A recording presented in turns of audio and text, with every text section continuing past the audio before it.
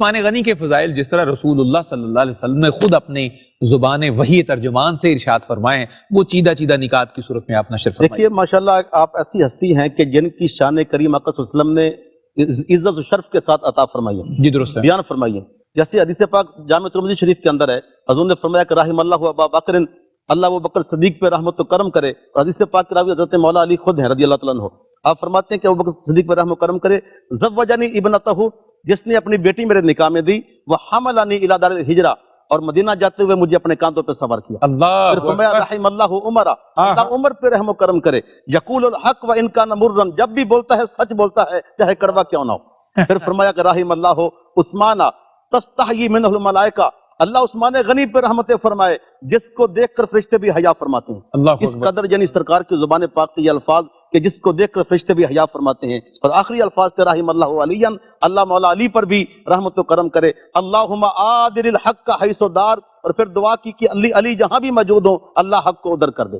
تو کریم آقا صلی اللہ علیہ وسلم نے خود ارشاد فرمایا، اور شہادت کے حوالے سے بھی حضور نے باقاعدہ یہ بھی ارشاد فرما دیا کہ آپ اس وقت کیا کر رہے ہوں گے۔ جیسے ابتدا کے شروع میں قرآن پاک کے ساتھ آپ کی نسبت کی بات ہے، اب کریم آقا صلی اللہ علیہ وسلم کا فرمان ذیشان جو امام حاکم نے المستدرک کے اندر نقل کیا ہے، حدیث پاک کے راوی حضرت عبداللہ بن عباس رضی اللہ عنہما خود ہیں، آپ فرماتے کنت قاعدا عند النبی، میں کریم آقا صلی اللہ علیہ وسلم کی بارگاہ میں خود موجود تھا، اذ اقبل عثمان، عثمان سامنے سے تشریف فرما ہوئے، فاذا دنا، جب حضور کے قریب آئے تو حضور نے ارشاد فرمایا یا عثمان انت تقتل، اے عثمان اللہ تعالیٰ آپ کو شہادت کے مقام پر فائز کرے گا۔ اور فرمایا وتقرأ سورۃ البقرہ، اور اس وقت آپ قرآن پاک کی سورہ بقرہ کی تلاوت فرما رہے ہوں گے، تقع دمک الا فسیکفیکہم اللہ وہو السمیع العلیم، اور آپ کا خون وہاں گرے گا جہاں سورہ بقرہ کی یہ آیت ہے فسیکفیکہم اللہ۔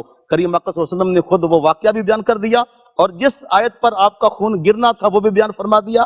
یہ مستدرک کی حدیث پاک ہے، اور امام حاکم نے اس کو صحیح قرار دیا ہے۔ پھر دنیا نے دیکھا کہ ایسی ہی کیفیت ہوئی، جب آپ کے وصال کی باری آئی یہ کیفیت ہوئی۔ کریم آقا صلی اللہ علیہ وسلم نے خود جب بھی آپ کو دعا دی، آپ نے اس انداز سے دعا دی، آپ نے اللہ کے دربار میں عرض کی کہ اللہ انی رضیت عن عثمان فردیا عنہ۔ اور یہ حدیث پاک میں اگر مطالعہ کیا جائے تو 4 مقامات ہمیں ایسے ملتے ہیں جس جگہ پہ حضور نے یہی دعا دی ہے۔ جب کریم آقا نے بیر روما کو خریدنے کی بات کی اس وقت، پھر جب مسجد نبی شریف کی وسعت کی باری آئی اس وقت، ایک دفعہ کریم آقا صلی اللہ علیہ وسلم کے گھر میں فاقہ تھا، حضرت عثمان غنی نے حضور کے گھر میں کھانا پہنچایا، ایک روایت کا ذکر وہاں آتا ہے۔ پھر غزوہ تبوک کے موقع پر جب کریم آقا صلی اللہ علیہ وسلم کی بارگاہ میں اتنا بڑا تحفہ، آج روئے زمین پر اتنا بڑا تحفہ کوئی نہیں دے سکتا کہ 940 اونٹ اور 60 گھوڑے اور 10,000 سونے کے سکے دینار حضور کے دربار میں پیش کیے۔ اور ایک روایت میں آتا ہے کہ مدینہ طیبہ سے نکل کے تبوک اور تبوک سے واپسی تک 10,000 بندوں کا سارا خرچہ حضرت عثمان غنی نے اٹھایا۔ اور اس مقام پر کریم آقا نے دعا دی اللہم انی رضیت عن عثمان فردیا عنہ،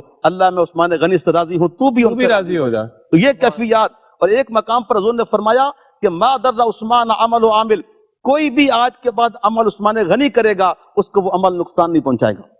اور کریم آقا نے جب مسجد نبوی کی توسیع کی باری آئی تو پہلے اعلان کیا تھا ہے کوئی شخص جو مسجد نبوی کی وسعت میں حصہ ملائے، اور فرمایا کہ میں اس کے لیے جنت کی ضمانت دے دوں۔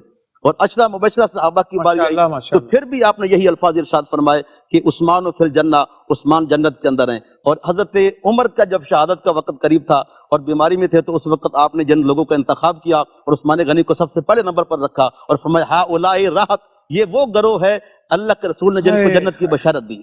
بہت شکریہ محسن صاحب قبلہ۔